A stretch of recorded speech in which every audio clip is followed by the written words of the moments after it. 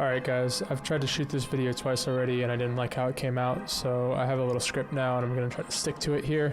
This is going to be the weapon combo guide. Okay, we're going to be going over combos, true combos, meaning combos where if you hit the first ability, you're guaranteed the second ability through CC. Mechanics.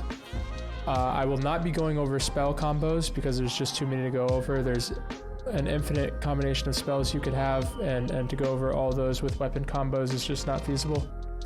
I'm also going to be weaving in a few advanced mechanics throughout the video, so just watch out for those. Let's go over the basics first. First basic I want to go over that you need to understand is dash autos, and this is one way that you can spot a new player right from the beginning. If you're not autoing after your dash, you're pretty much wrong. The only caveat to that is if you have a build that is designed to kite and you are S-keying and always running away from the enemy, maybe you don't need the dash auto. But in 1.0, the autos that come after your dashes will heal you, and that is very important. So if you're not autoing after your dashes, you're not making full use of it. And additionally, each different dash has its own little ability that it will do. It'll, do some effect to the enemy, and making use of those with those autos is also really important. So that is something you want to be doing. Next little thing I want to go over is preserving your cooldowns. You don't want to use all cooldowns all at the same time, because now I have a 6-second window to where the only cooldown I have is my ult and obviously my weapons. But point being, if you use all these, I have no defensive to get out of anything if something were to happen, especially if I'm in a fight against more than one person. That can really diminish my ability to get out of that fight alive, so you want to keep that in mind. I already talked about it a little bit. S keying and W keying is the next little basic thing that I want to talk about. Again, if you're S-keying without a build that's designed to be S-keying, you're wrong and you're probably going to lose the fight. You don't want to always be running away from your enemy in a fight that you intend to fight. If you're actually trying to run away, that's different. But if you are in a situation to where you have to fight your enemy and you are always backing up, it's probably not going to go well for you unless you're on a build that's designed to kite. W keying. W keying is exactly what it sounds, running right at your enemy. And of course you don't want to just do this with no relent, but starting a fight in a certain manner is really important. And what do I mean by that? If you're able to start your fight with your enemy engaging like that and you getting a counter off or dodging his engage in favor of your ability, then that will already put you ahead. And one of the best ways to do that is by W keying your enemy. Now this won't work on more experienced enemies, but on less experienced enemies, less experienced players, you really don't have to use your cooldowns. A lot of newer and less experienced players think that you have to use your cooldowns to engage the enemy. For instance, oh, I see an enemy right here. He's at a great distance to Greatsword. Okay, let me just Greatsword Q into him. That can work, of course, against the enemies, the players that aren't as experienced. But if this is a good player or a player that has half a Q, he's just half a clue, he's just going to counter your Greatsword, and then he's starting the fight with an advantage because you're down a cooldown, he has you stunned or whatever else, and you're about to take damage as a result of that. So keep that in mind. If I were to just walk towards this guy and get him to force out a cooldown that I can either counter or dodge and get damage out as a result, then now I'm ahead in both the cooldown and the HP competition here of this fight. Another thing that is good to keep in mind, especially when thinking about weapons that you want to be autoing with throughout the fight, is there is auto damage. Not all weapons are created equal. Different weapons have different auto damage and different auto speed, okay? And you can see that by well, you can look at your attack speed by going to attributes while you have the weapon equipped and seeing what your attack speed is with that weapon. And then for the auto damage, you can see, so my first two autos are going to do 40% and 40% of my phys crit power. or sorry, my physical power, which is 46.7. So it's going to be round about, I don't know, 20 per auto. Yeah, see, 21, and then it's going to be 50% on the last one. That didn't count as the third because it was too spaced out. But look, you see, it's going to do more on the last auto. Whereas the pistols, it has more damage on its first auto. See that? Of course, the second one crit, but you get the idea there. Infusions, okay? All weapons have, or sorry, all purple and orange weapons at least, all shattered weapons that you have to craft have infusions, okay? My crossbow has weaken, my slashers have frost, my reaper has weaken, axes have leech, have blood infusion, right? They all have infusions on them, and the artifacts are a little bit different because they can apply them a little bit differently. But on any weapon that's not an artifact, all these purple weapons, you apply the infusions with your Q and your Q alone. That is the only way that the infusion is applied and matters. So just keep that in mind when you're using these weapons. If you're trying to make use of the infusion, you're going to have to make use of the Q. And if the weapon, if it doesn't have a good Q, if it's not a Q that you really want to use in a fight, then the infusion doesn't really matter to you. So keep that in mind. The last little basic principle I want to discuss here at the beginning is global CDs. Your weapon cooldowns are right here, Q and E. This applies for all weapons. So if I use a spear Q, this is on cooldown for all my weapons. Doesn't matter which weapon I pull, I still have that same Q cooldown. And for that reason, you want to be using some weapon Qs and some weapon Es, but some weapons you will not want to use their Q or their E because it's more favorable to use a Q or an E from a different weapon instead and not waste that cooldown on a weapon that has a quote-unquote bad Q or E, right? So just keep that in mind. All right, so let's start out our combo guide here. I'm gonna go just write down the list. I'm not gonna talk about bow because it really doesn't have like combo potential. It's not, there's not a real, you know, there's no real combos with the bow. I think that's the only one I'm not going to talk about though.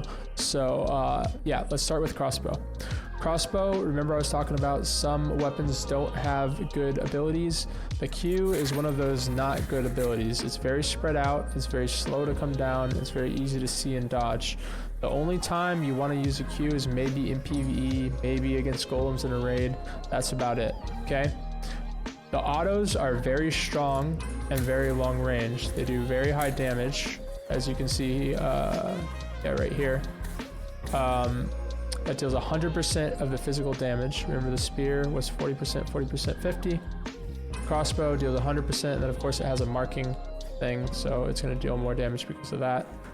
Anyways, crossbow autos are very good, and the E is a very, very, very good ability. It comes out very fast, it interrupts, and it slows.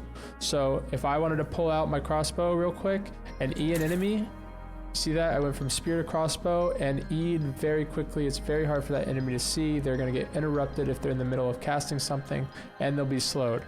So that does not provide a true combo, obviously, because there's no hard CC, but it is a good way to open up for a Greatsword Q if you're at longer range, or you could use it to open for a spear Q if you're at closer range. Of course, since I have the artifact, it fears, it consumes weaken if it's applied to an enemy, and fears, that was what you saw there. But you know, that's the only caveat to the artifact. The E still works the same way as I just described on any crossbow. Next, slashers. Slashers are one of the best utility weapons in the game, okay? The E is bread and butter into spear Q, right? It's a melee range stun. First you go into stealth, and you then execute the stun by autoing. And then you can spear Q like that.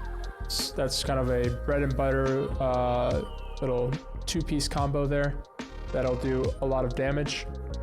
Just keep in mind that the invis is not true invis. Players can still see this, but it will drop mob aggro. So that's important to know if you're fighting around really tough enemies, or like a boss or something like that. You can drop aggro, and the boss will aggro on your enemies more than it aggro's on you, obviously.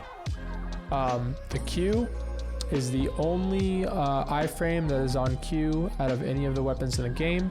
So When I say that, iframe, invincibility frame, it means while you are executing this ability, you cannot be hit by anything. So that being said, that again is a very high utility ability. And if you don't have other cooldowns up, your E is down, maybe your dash or your counter is down, whatever the case may be, and there's a lot of damage that's potentially coming in. If you have Q up, you can switch to your slashers and iframe it, and then you can't get hit by anything during that animation. The only caveat to that is that there is a cast time on it. So see, the cast time is 0.2. If you get hit in that 0.2 seconds when you're trying to cast it, it will interrupt the ability. You will not be able to cast it, but after that 0.2 seconds, you will be into your iframe animation. Okay, next, Reaper. Reaper, the E you don't want to use on any targets that aren't either really immobile or don't have a counter, or both. Each one of the hits from the E is a separate individual hit. Those are plenty of opportunities for your enemy to counter and either pull you in with discharge and CC you, or turn invisible and engage on you with blood right, or the list goes on and on. It's also very easy to walk out if you have any mobility whatsoever, even if you're at base MS.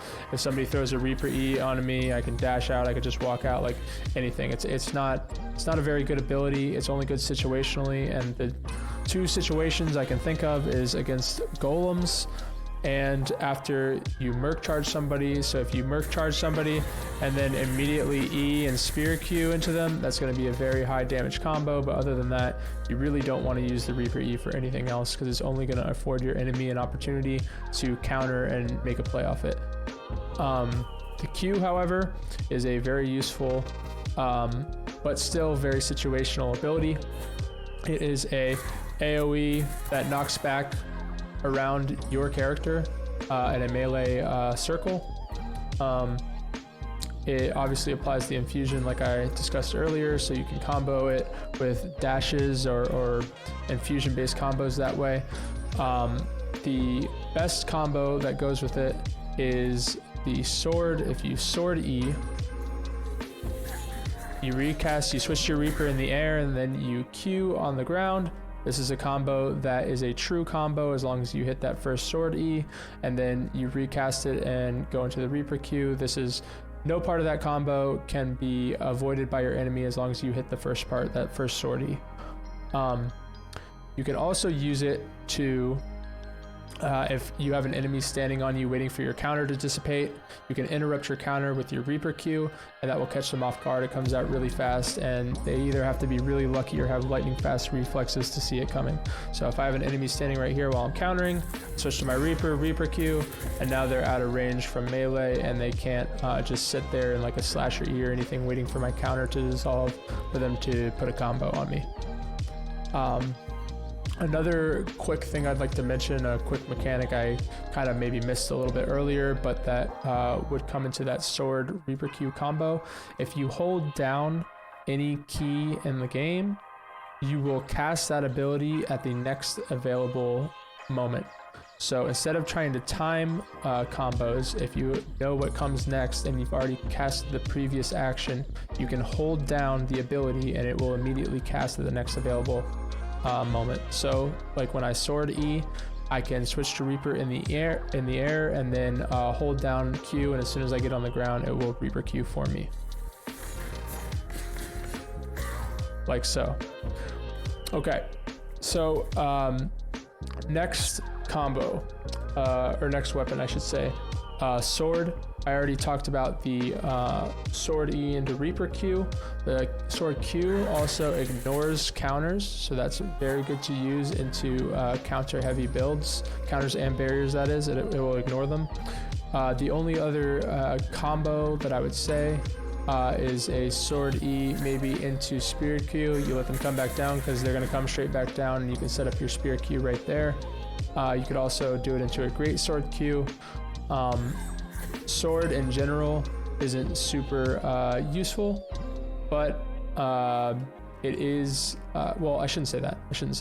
Sword in general is very situational is what I should say, and the E being very long range allows you to close distance on far away enemies quite easily. So that is a the weapon is very situational, yet in those situations, it can be the best.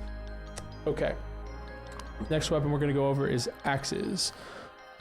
The Q isn't really all that useful into enemies that have counters, but against enemies that do not have counters, or perhaps their cooldown is down, you can axe Q and then switch to a good autoing weapon, and you will have the attack speed buff for however long that duration is. What is it?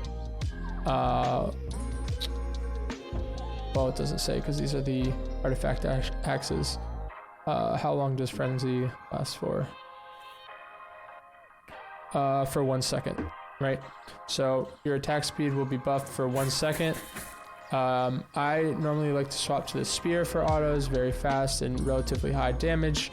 You can also swap to the Greatsword. It's the highest melee damage weapon and it suffers from attack speed, but if you axe Q first and then swap, you will have that attack speed buff, so you'll be doing very high damage with a little bit faster attack speed than you normally would. The axe E is very good to go through. It's good if you need to use it to go through enemies or destroyable terrain. The blades will go through it.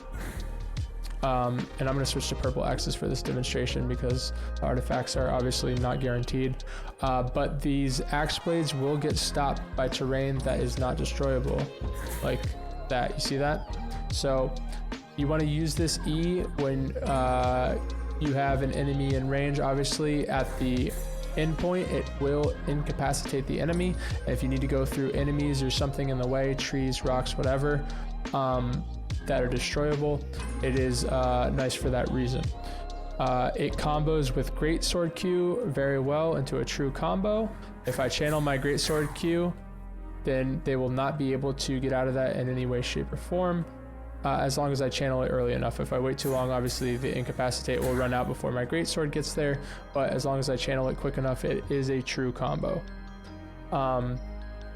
You can also, if you're close enough, when you get the axe E off, you can walk up and you'll have time to put a spear Q down, which spear is the highest damage Q in the game because it hits multiple times and it provides CC as well. It's a really good, really good physical damage ability.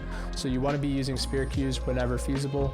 So whenever you have the opportunity to set that up, you want to. And that brings me into spear. The E you really never want to use. The only time I could ever see you using that E is if you're trying to pull somebody into your base during a raid defense to trap them and kill them. That is literally the only time I would ever use that. The Q, like I said, is perhaps the best damaging weapon ability in the game, so you want to make use of that whenever possible. And the one thing I will say there is that you can recast the Q at the end, so if I don't recast, this guy's still in melee range and he can then spear me or do whatever the hell he wants while still in melee range. You always want to recast your Q at the end so that you get a little bit of extra damage to slow and it pushes them out of melee range, and they have to get back into melee range to do anything like a spear Q or what have you. And also that Q will cancel the spear, so if your opponent's moving around fast or you just miss the spear, you can cancel the spear Q in any direction and pull them out and push them out of melee range, I should say. So you want to be utilizing that whenever you can. Okay, now into the Greatsword. Greatsword, we never want to use E. Remember I talked about earlier how your blowdowns. You have global cooldowns on your weapons, and you don't want to use some weapons' abilities for that reason. The Greatsword E is bad because it is an iframe with very low damage, but there's a much better iframe on E that I will get to in a couple of weapons, and I'll show you why we want to use that instead of Greatsword E. Greatsword E will put you down right in the exact same place you go up. So as soon as your enemy sees you Greatsword E, they can get ready with axes to EU or a Greatsword Q of their own. They know exactly right where you're going to be, and that's why Greatsword E is not a good ability. Greatsword Q, however, as I've already talked about, it's a very high damage ability and it has a lot of range. Okay, Another thing to mention about the Greatsword Q is you can control where your enemy gets knocked up based on where you put your cursor as you channel the Greatsword Q. So if I'm going in and I just keep my cursor in front of me, it will put my enemy slightly out of most auto attack range, but the longer auto attack range weapons will still be able to reach it. So if when I channel my Greatsword Q, I pull my mouse back immediately, it will knock up the enemy right on top of me. Just like that. You see that? So you can control where your enemy gets knocked up with that Greatsword Q through using that mechanic. Also, the Greatsword Q is the only weapon that has a true combo in the game that is fully reversible. And what true combo is that? That's the Mace.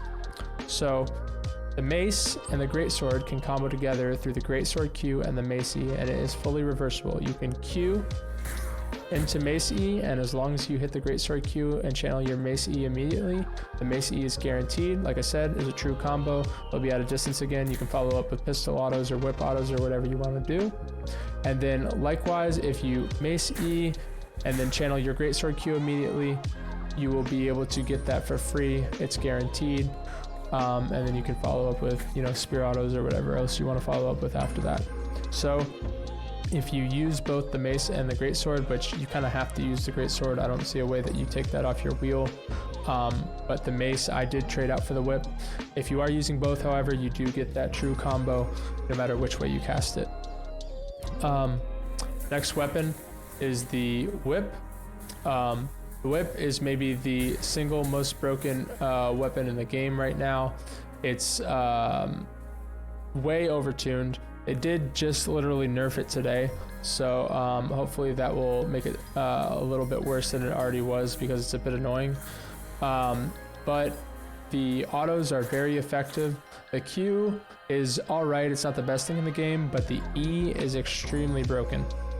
The E entangles an enemy from range, and you have plenty of time to just walk up and spear Q them in the face. It's not okay by any means, it's very imbalanced when you consider the other weapons. So for that reason, the whip is a very good weapon, along with the fact that the autos are considered melee autos, yet will reach out really far. So against defensives like lightning, lightning curtain, it will not block it at all. It's pretty annoying. It's pretty crazy.